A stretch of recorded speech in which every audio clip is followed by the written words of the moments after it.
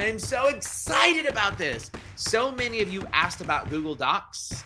It's now available and open and ready to be used. Here we go. Watch what happens when I type in -bio for my bio, because I'm oftentimes asked for my biography. So I'm just going to use it as a sample and example. Here we go.